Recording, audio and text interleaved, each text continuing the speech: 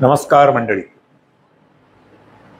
आजच्या लेक्चरमध्ये आपल्याला चर्चा करायची आहे ती म्हणजे पत्रिकेनुसार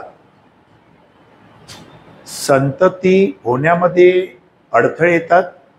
अनेक वर्ष संततीचा योग मिळत नाही किंवा काही जणांना संततीचा योगच कुंडलीमध्ये दाखवत नाही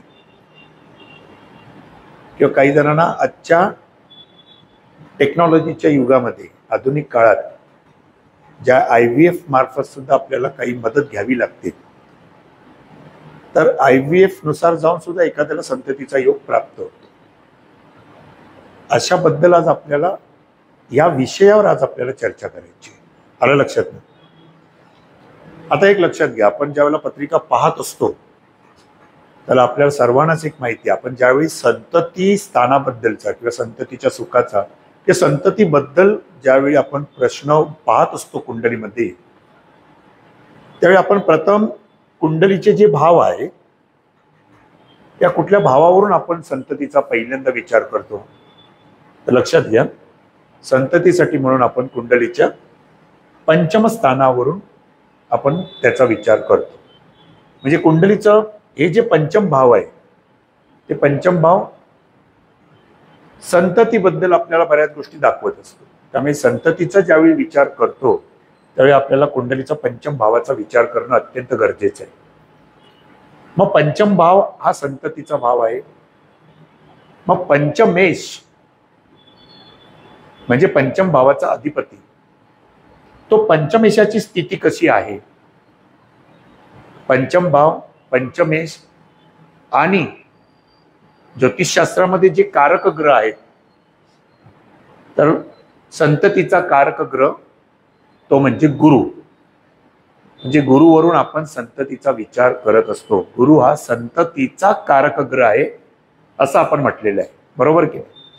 म्हणून ज्यावेळी संततीचा आपण विचार करणार पत्रिकेद्वारे त्यावेळी प्रथम म्हणजे पंचम स्थान, पंचमेश, पंचमात असणारे ग्रह आणि गुरु यांचा एकत्रित विचार करून आपण संततीबद्दल विचार करत असतो.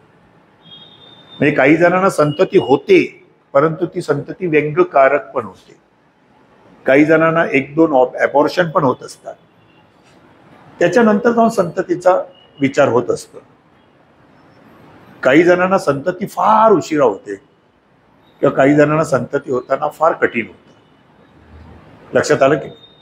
म्हणून लक्षात घ्या, जसे ग्रह महत्वाचे आहेत तसाच तो ग्रह जी 27 नक्षत्र आहे त्या 27 नक्षत्रांपैकी कुठल्या नक्षत्रामध्ये तो ग्रह बसलेला आहे हे पण तेवढंच इम्पॉर्टंट आहे. हे विसरता कामा नये. आलं लक्षात? म्हणून काही वेळेला आपण म्हणतो की जी काही तीव्र नक्षत्र असतात, कृतिका नक्षत्र आहे, आश्लेषा नक्षत्र आहे, मघा नक्षत्र आहे, विशाखा नक्षत्र आहे, ज्येष्ठा नक्षत्र आहे, ज्यावेळी पंचम भावाचा अधिपती सुद्धा काही वेळेला तीव्र नक्षत्रामध्ये असतो त्यावेळी सुद्धा संतती सुखामध्ये व्यत्यय येऊ शकतो. आणि खास करून आपण ज्या वेळेला नक्षत्र शिकत होतो बघा, त्या नक्षत्र शिकत होतो त्यावेळेला आपल्याला प्रकर्षाने 2 नक्षत्रांबद्दल आपण चर्चा केली होती की गुरु जर का मघा नक्षत्रामध्ये असेल किंवा विशाखा नक्षत्रामध्ये असेल तर काही वेळेला संतती सुखामध्ये व्यत्यय येऊ शकतो. कारण मघा नक्षत्राची देवताच कोण आहे? मघा नक्षत्राची देवता आहे पितर. म्हणजेच काही वेळेला पितरांच्या शाप किंवा आशीर्वाद याने त्या गोष्टी मनुष्याला प्राप्त होत असतात.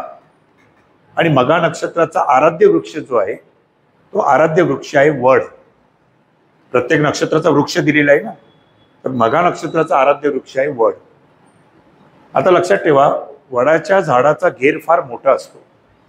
वडाच्या झाडाखाली तुम्हाला दुसरी झाडं वाढताना दिसलेली आहेत का? त्यांची वाढ प्रचंड झालेली दिसली आहे का? तर नाही.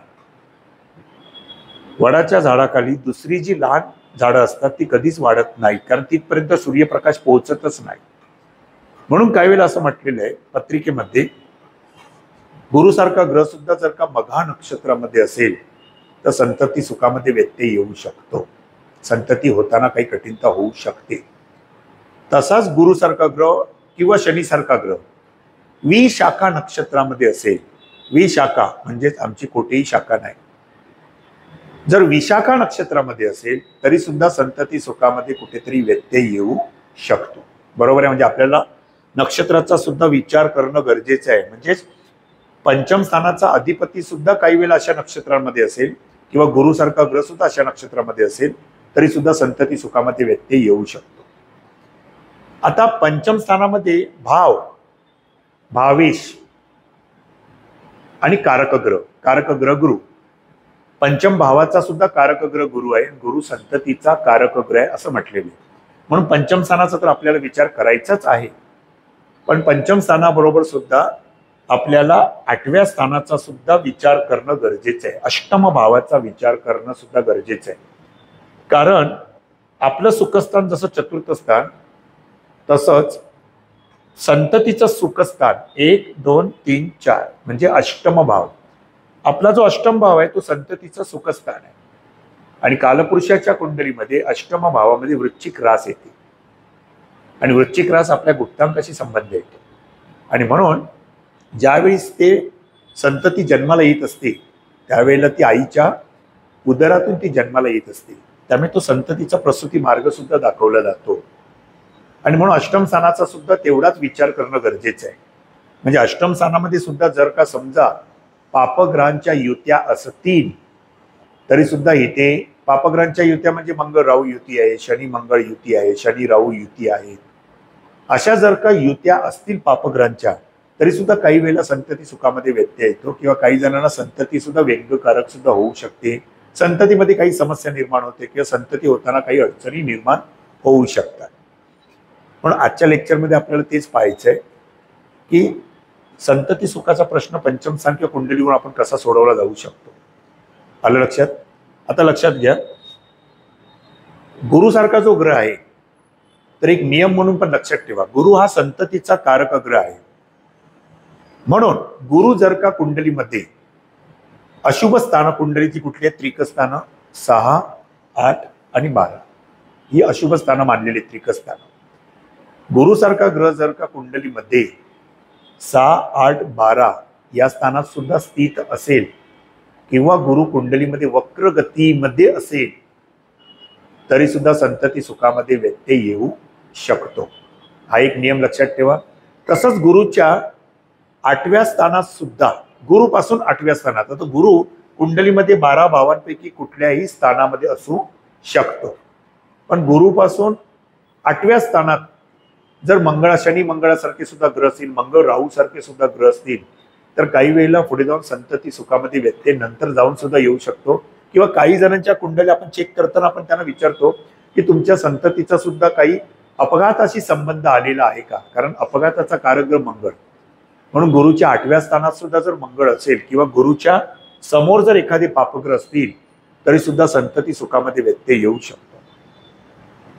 आता आधुनिक काळातला ग्रह म्हणजे आपण हर्षलाचा विचार कधी करत नाही, पण लक्षात घ्या मंडळी, गुरुच्या प्रतियोगामध्ये हर्षल असेल, गुरुच्या प्रतियोगामध्ये हर्षल असेल किंवा गुरु आणि हर्षल सुद्धा दोन्ही ग्रह एकत्र असतील युतीमध्ये तर काही वेळेला या ठिकाणी गुरु हर्षल युती योगामुळे किंवा गुरु हर्षल प्रतियोगामुळे, आणि गुरु हर्षल जर प्रतियोग होत असेल आणि याच्यापैकी दोहोंपैकी जर एखादा ग्रह, प्रतियोग म्हणजे समोरासमोर योग होणं, गुरु आणि हर्षल, प्रतियोगामध्ये जर एखादा ग्रह वक्रगतीमध्ये असेल, गुरु वक्रगतीमध्ये किंवा हर्षल वक्रगतीमध्ये असेल तर संतती सुखामध्ये नक्कीच काहीतरी चित्र विचित्रता सुद्धा पाहायला मिळू शकते. लक्षात आलं?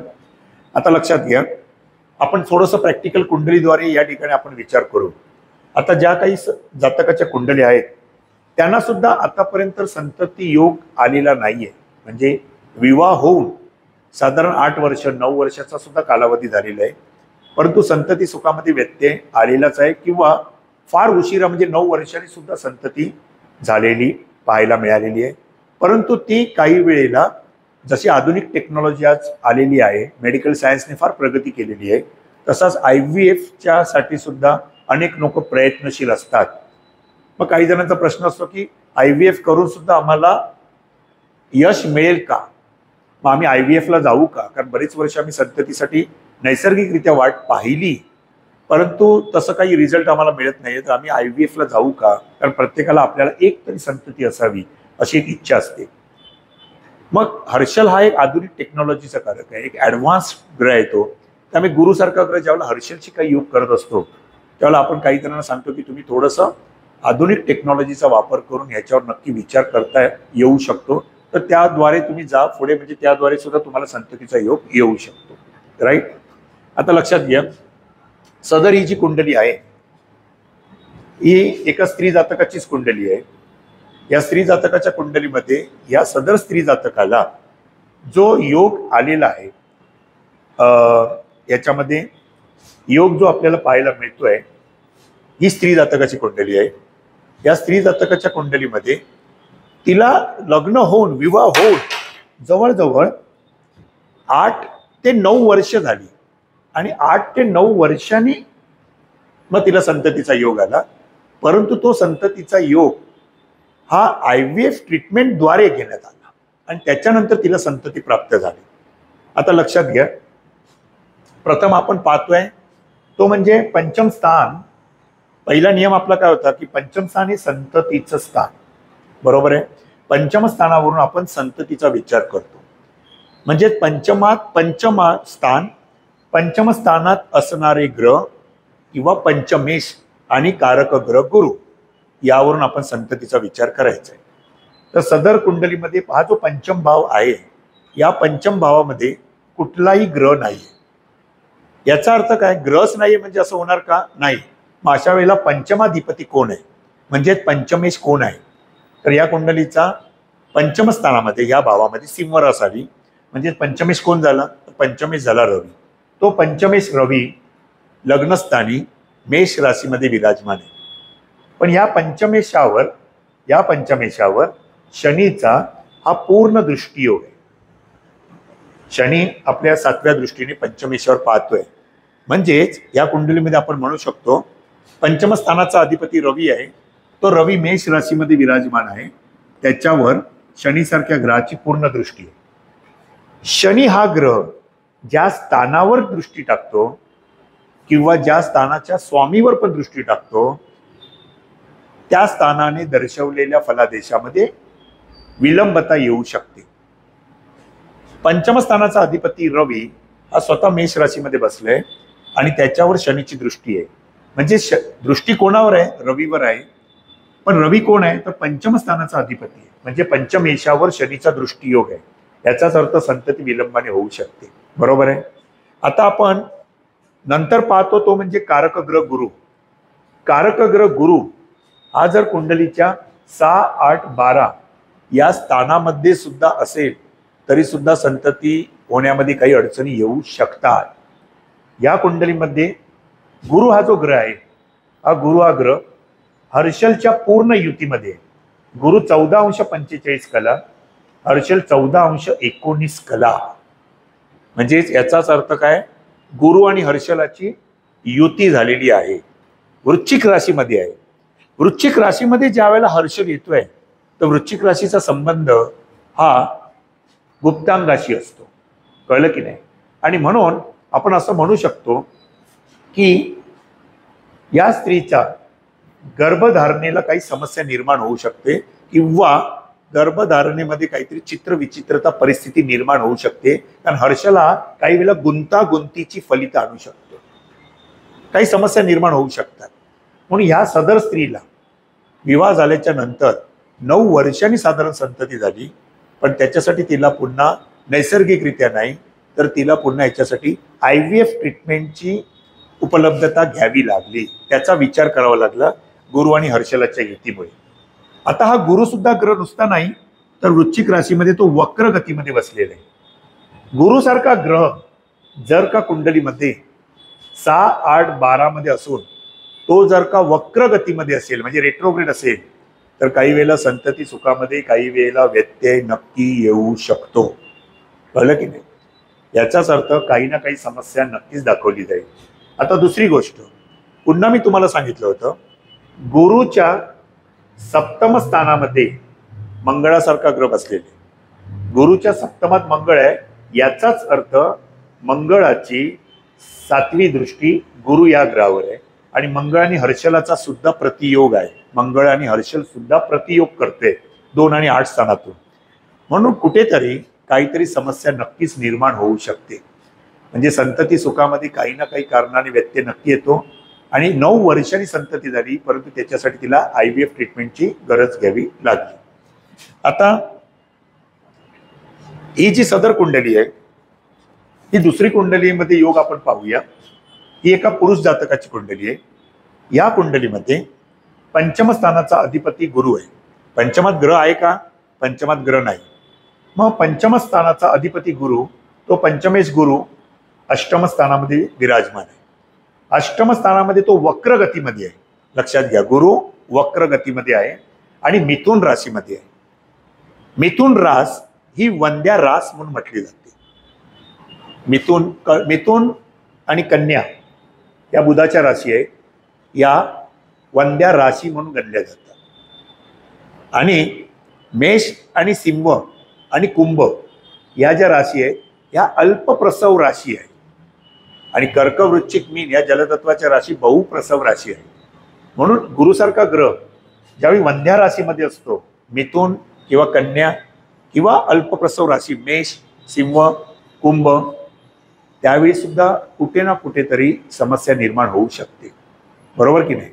सदर कुंडलीमध्ये पंचम स्थानाचा अधिपती गुरु अष्टम स्थानामध्ये वक्र गतीमध्ये आहे, मिथुन राशीमध्ये, वंद्या राशीमध्ये. आणि नुसता नाही तर तो हर्षलाच्या प्रतियोगामध्ये. मगासच्या कुंडलीमध्ये गुरु आणि हर्षलाची युती होती. सदर कुंडलीमध्ये गुरुच्या प्रतियोगामध्ये हर्षल आहे. आणि गुरुच्या प्रतियोगामध्ये हर्षल असताना या दोघांपैकी जर का एखादा ग्रह वक्र गतीमध्ये असेल, मी मगाशी तुम्हाला सूत्र सांगितलं होतं की गुरु आणि हर्षल प्रतियोगामध्ये असता तर दोघांपैकी एखादा ग्रह वक्र गतीमध्ये असेल तरी सुद्धा संतती सुखामध्ये व्यत्यय येऊ शकतो. पंचम स्थानाचा अधिपती गुरु अष्टम स्थानात वंद्या राशीत वक्र गतीत हर्षलच्या प्रतियोगामध्ये आहे. म्हणजे हा योग सुद्धा कुठेतरी नक्कीच त्रासदायक योग आपल्याला दर्शवला जाऊ शकतो. बरोबर आहे? आता असं असताना संततीसाठी आपण अष्टम स्थानाचा सुद्धा विचार करतोच आहोत. अष्टम स्थानाचा अधिपती बुध आहे. तो बुध वक्र गतीमध्ये धनु राशीमध्ये बसलेला आहे. आलं लक्षात? म्हणून ही जी परिस्थिती आहे, शिवाय नुसता नाही तर तो बुध शनीच्या युतीमध्ये आहे. कळलं की नाही? शनी आणि बुधाचा योग आहे. आणि गुरुच्या प्रतियोगामध्ये हर्षल असून गुरुच्या प्रतियोगात शनी सुद्धा ग्रह आहे. शनीची दृष्टी सुद्धा गुरुवर येते. मी आताच मगाशी तुम्हाला सांगितलं, शनीची दृष्टी ज्या ग्रहावर असते किंवा ज्या स्थानावर असते त्या स्थानाने दर्शवलेल्या फलादेशामध्ये विलंबता येऊ शकते. किंवा तो ग्रह ज्या भावाचा अधिपती असतो त्या स्थानामध्ये सुद्धा विलंबता येऊ शकते. शनीची दृष्टी गुरुवर आहे. शनीची दृष्टी गुरुवर आहे. गुरु हा ग्रह पंचम भावाचा अधिपती होऊन अष्टम स्थानामध्ये विराजमान आहे. याचाच अर्थ शनीची दृष्टी पंचमेश गुरुवर आहे. म्हणजेच संतती स्थानाबद्दलची फलित ही फार विलंब करणार आहे. हा सुद्धा जो सदर जातक आहे, या जातकाला सुद्धा संतती अजून झालेली नाहीये. विवाह होऊन जवळजवळ 6 ते 7 वर्ष झाली. आता या कुंडलीमध्ये हा जो मंगळ आहे मित्रांनो, या मंगळाची 8वी दृष्टी पुन्हा गुरुवर आहे. मंगळाला सुद्धा 4, 7 आणि 8 दृष्ट्या असतात. बरोबर आहे? मंगळाची 8वी दृष्टी गुरुवर आहे, शनीची 8वी दृष्टी गुरुवर आहे आणि गुरु वक्रगतीमध्ये मिथुन राशीमध्ये बसलेला आहे. म्हणजे हा गुरु कुठेतरी बिघडतोय, गुरु कुठेतरी अशुभ होतोय. आणि लक्षात घ्या, पंचम स्थानाचा अधिपती गुरु आहे. म्हणजे पंचम स्थान कुठेतरी पापग्रहांच्या दृष्टी योगात येत आहे. म्हणून याही कुंडलीला अजून विवाह होऊन 7 ते 7 वर्ष झाली तरी सुद्धा संततीचा योग नाही. म्हणून काही कुंडलींमध्ये आपण बघतो, चेक करत असतो, त्यावेळेला आपण सांगतो विवाह झाल्याच्या नंतर संतती सुख नक्कीच प्राप्त व्हायला पाहिजे. प्रत्येकाची एक इच्छा असते की विवाह झाल्यावर आपल्याला एक तरी संतती, चांगली निरोगी संतती असावी, असं प्रत्येकाची एक इच्छा नक्कीच असते. पण काही कुंडल्यांना आपण सांगत असतो की विवाह झाल्यावर तुम्ही कुठल्याही प्लॅनिंगच्या भानगडीत पडू नका. कारण अनेक जोडपी, अनेक आता युवक युवती जी विवाह करतात त्याच्यानंतर ते संतती सुखाकडे किंवा संततीच्या प्रश्नाबद्दल जास्ती सिरियस नसतात. त्यांना असं असतं की नाही, आता आम्ही जरा सध्या पहिल्यांदा 5-6 वर्ष प्लॅनिंग मध्ये राहतो, जरा स्वतःला सेटल करतो आणि नंतर आम्ही संततीचा विचार करतो. अरे पण त्यांना हे माहिती नाहीये की त्यांनी जेवढं लेट करतील तर ह्या पत्रिकेला अगोदरच आपण म्हणतो ना, मुळात आडातच नाही तर पेरात येणार कुठून. तुमच्या पत्रिकेमध्ये संततीचा विलंब आहे, संतती होताना फार कठीणता आहे, तर तुम्ही कुठल्याही प्लॅनिंग मध्ये जाऊ नका, कुठलेही प्रतिबंधक उपाय वापरू नका. कारण जेणेकरून त्यांनी तुम्हाला उद्या ज्यावेळी भविष्य काळात तुम्हाला संतती पाहिजे तर संतती सुखामध्ये व्यत्यय नक्की येऊ शकतो. म्हणून आपण काही कुंडल्यांना बघून सांगत असतो की तुम्ही प्लॅनिंगच्या भानगडीत पडू नका, लवकरात लवकर एका संततीचा विचार करा. लक्षात आलं? आता जी दुसरी कुंडली आहे, ही कुंडली सुद्धा एका स्त्री जातकाची आहे. या पण स्त्री जातकाचा विवाह होऊन 8 वर्ष जवळजवळ झालेली आहे, परंतु संतती अजून प्राप्त झालेली नाहीये. आता याही कुंडलीचा पहा योग. पंचम स्थानामध्ये शनी बुध हर्षल, भावातले ग्रह भावेश आणि कारक ग्रह गुरु यांचा एकत्रित आपल्याला विचार करायचा आहे. पंचम स्थानामध्ये शनी बुध हर्षल हे स्वतः बसलेले आहेत. त्याच्यापैकी शनी आणि हर्षल हे नक्कीच पापग्रह म्हणून म्हटले जातात. पंचम स्थानामध्ये शनी आणि हर्षल, पंचम स्थानाचा अधिपती मंगळ तो शनीच्या राशीमध्ये आहे, मकर राशीमध्ये, परंतु शनीची तिसरी दृष्टी मंगळावर आहे. शनी ज्या ग्रहावर दृष्टी टाकतो आणि तो ग्रह ज्या भावाचा अधिपती असतो त्या स्थानाने दर्शवलेल्या फलादेशामध्ये विलंब नक्की करतो.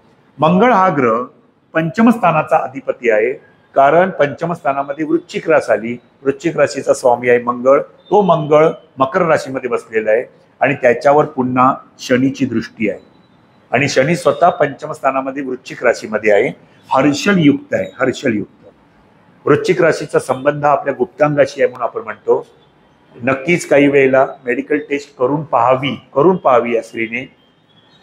ज्या गर्भनलिका असतात, गर्भनलिका, त्या गर्भनलिका काही वेळेला चिकटलेल्या असू शकतात किंवा गर्भनलिका आकुंचन पावलेल्या असू शकतात. नलिकेचं मुख हे थोडं आकुंचन पावलेलं असू शकतं, कारण शनीचा गुणधर्म आकुंचन करणे आहे.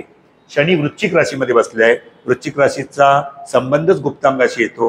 म्हणून स्त्रीच्या कुंडलीमध्ये आपण वृश्चिक राशीचा विचार तिच्या योनी मार्गाशी करतो आणि तिथून ज्या गर्भनलिका ज्या गेलेल्या असतात आणि त्या गर्भनलिका ह्या शनी हर्षलमुळे, हर्षल चित्र विचित्र परिस्थिती निर्माण करतो, गुंतागुंत निर्माण करू शकतो. तर कदाचित तिथे जर मेडिकल टेस्ट केली गेली, काही मेडिकल रिझन्स चेक केले गेले तर आपल्याला नक्की योग सापडेल की गर्भनलिका आकुंचन पावलेले आहेत. गर्भनलिकेचं मुख थोडं आकुंचन पावलेलं असल्यामुळे शुक्रजंतूंचा प्रवेश होऊ शकत नाही आणि म्हणून ती गर्भधारणा राहू शकत नाही. तर कदाचित या ठिकाणी गुंतागुंत नक्कीच होऊ शकते, कारण शनी हा ग्रहाचा गुणधर्मच आहे आकुंचन करणं, प्रसरण करणं गुरुचा गुणधर्म आहे. शनीचा गुणधर्म आकुंचन करणं आणि शनीची दृष्टी पुन्हा पंचमेश मंगळावर आहे. म्हणजे याही गोष्टीवर आपल्याला इथे एक पॉइंट मिळतोय. पंचम स्थानामध्ये शनी हर्षल आले आणि पंचमेश मंगळावर पुन्हा शनी पाहतोय. आता आपण भावातील ग्रह भावेश मंगळ, भावातील ग्रह शनी हर्षल आणि कारक ग्रह गुरु याचा विचार करायचा आहे. कारक ग्रह गुरु हा या कुंडलीमध्ये कुंभ राशीमध्ये आहे. कुंभ रास ही अल्पप्रसव रास आहे, बहुप्रसव रास नाही. म्हणून या ठिकाणी गुरु हा ग्रह कुंभ राशीमध्ये असताना तो वक्र गतीमध्ये बसलेला आहे. लक्षात आलं तुम्हाला का ना? वक्र गतीमध्ये आहे. आता गुरुसारखा ग्रह आपण ज्या तिन्ही कुंडल्या पाहिल्या त्या तिन्ही कुंडल्यांमध्ये प्रथम जी कुंडली आपण पाहिली त्या प्रथम कुंडलीमध्ये गुरु आणि हर्षल अष्टम स्थानामध्ये वृश्चिक राशीमध्ये वक्र गतीमध्ये गुरु होता, बरोबर आहे. दुसरी जी कुंडली आहे या दुसऱ्या कुंडलीमध्ये गुरु मिथुन राशीमध्ये वक्रगतीमध्ये होता हर्षलाच्या प्रतियोगात. आणि या कुंडलीमध्ये गुरु हा ग्रह जो बसलेला आहे तो वक्रगतीमध्ये अष्टम स्थानामध्ये बसलेला आहे. पण लक्षात ठेवा, पंचम स्थानामध्ये जर का पापग्रह असतील, पंचमेश जर का पापग्रहांच्या युती योगात असेल, पंचमेश जर का पापकर्तरी योगात पण असेल, पापकर्तरी योग म्हणजे जर त्याच्या पुढच्या आणि पाठच्या स्थानामध्ये जर का पापग्रह असतील तर तो पापकर्तरी योग होतो. लक्षात आलं? मग पंचम स्थान, पंचमेश आणि गुरु याही कुंडलीमध्ये गुरु हा ग्रह वक्रगतीमध्ये कुंभ राशीमध्ये बसलेला आहे. म्हणून गुरुसारखा ग्रह जर कुंडलीमध्ये 6, 8, 12 या स्थानामध्ये वक्रगतीमध्ये बसलेला असेल तर काही वेळेला संतती दोष निर्माण होऊ शकतो, कारण गुरु हा संततीचा कारक ग्रह आहे. आता या कुंडलीमध्ये आपण नेहमी म्हणतो की संततीचा विचार करताना संततीचं सुखस्थान हे अष्टम स्थान सुद्धा आहे. अष्टम स्थान हा प्रसूती मार्ग पण आहे, म्हणून अष्टम स्थानाचा पण विचार करावा. या कुंडलीचा अष्टम स्थानाचा अधिपती आहे शनी, आणि तो शनी हर्षल बरोबर पंचम स्थानामध्ये विराजमान आहे. आणि जनरली लक्षात ठेवा, पंचमात शनी आला तर संतती तुम्हाला विपुल देत नाही, तर ती एकाच दुसरी संतती देते, पण काही वेळेला फार विलंबाने देते. लक्षात आलं? म्हणून संतती सुखाचा ज्यावेळेला विचार करतो, त्या तिन्ही कुंडल्यांचा जो आपण अभ्यास करतोय, त्या तिन्ही कुंडल्यांमध्ये गुरुसारखा ग्रह अष्टम स्थानामध्ये वक्रगतीमध्ये बसलेला होता. पंचम स्थानाचे अधिपती जे आपण पाहिले त्यांच्यामध्ये सुद्धा काही ना काही पापग्रहांचा योग लागत होता. आणि म्हणून गुरुच्या 7व्या स्थानात, 8व्या स्थानात सुद्धा जर पापग्रह असतील तरी सुद्धा तो योग कुठे ना कुठेतरी त्रासदायक योग नक्कीच होऊ शकतो.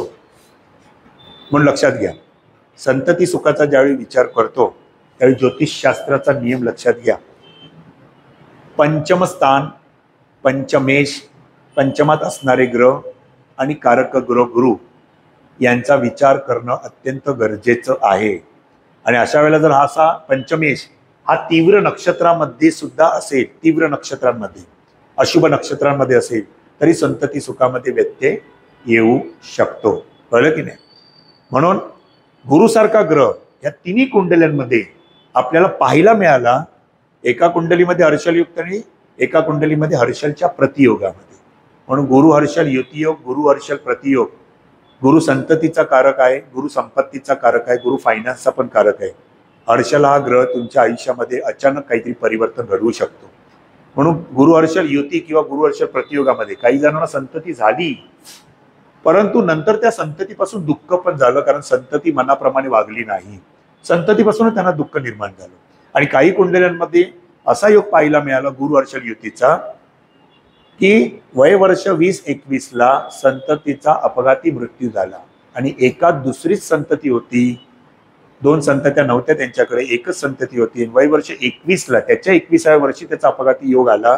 म्हणून नंतर आई वडिलांना संततीचं आज जन्म दुःख राहिलं, कारण नंतर त्यांच्याकडे दुसऱ्या संततीचा विचार करण्यासाठी स्थिती नव्हती. लक्षात आलं? म्हणून कुंडलीमध्ये लक्षात घ्या, पंचम स्थानाचा विचार करताना, संततीचा विचार करताना पंचम स्थान, पंचमेश, पंचमातील ग्रह आणि पंचमातील ग्रहावर असणारे दृष्टियोग आणि कारक ग्रह गुरु यांचा एकत्रित विचार करून संततीबद्दल विचार करावा पत्रिकेमध्ये. आणि म्हणून पत्रिका पाहून ज्यावेळी आपण नवीन युवक युवतींना जे लग्न यंदा जे कर्तव्य करत आहे, ज्यांचं नवीन नवीन लग्न झालंय, त्यांना आपण सांगतो की तुम्ही कुठलंही प्लॅनिंग करायच्या भानगडीत पडू नका. लवकरात लवकर संततीसाठी प्रयत्न करा.